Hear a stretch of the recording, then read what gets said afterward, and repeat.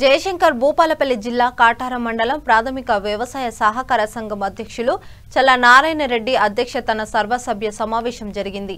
ఈ సమావేశంలో పిఏసిఎస్ పలు తీర్మానాలను ప్రవేశపెట్టింది। అనంతరం అంతర్జాతీయ మహిళా దినోత్సవం సందర్భంగా మహిళలను చైర్మన్, ఎంపీపీ డైరెక్టర్లను శాలువాతో ఘనంగా సన్మానించారు।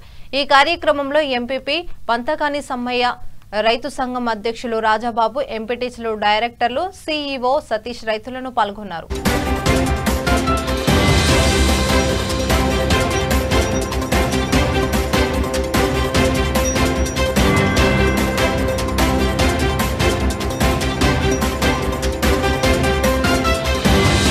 రాష్ట్రంలో అసెంబ్లీ జరుగుతుంది, పార్లమెంట్ జరుగుతున్నాయి। ఇప్పుడు వాడివేడిగా జరుగుతుంటాయి।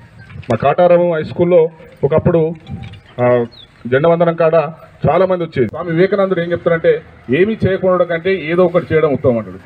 ఇప్పుడు మీరు మిత్రులు చాలా గారిని కోరేది ఏంటంటే, అంతకుముందు కూడా శంకరయ్య గారిని కోరడం జరిగింది వీరందరి సమక్షంలో, మన రాష్ట్రంలో ఉన్నతంగా నడుస్తున్న ఒక 4 పిఎస్సిఎస్ సెంటర్లను తీసుకొని, ఎందుకంటే ఇన్ని లక్షలు ఖర్చు అయింది, అది పెద్ద ఖర్చే కాదు। మీ పాలక వర్గం ఇంకా రైతులంతా కూడా అవసరం లేదు।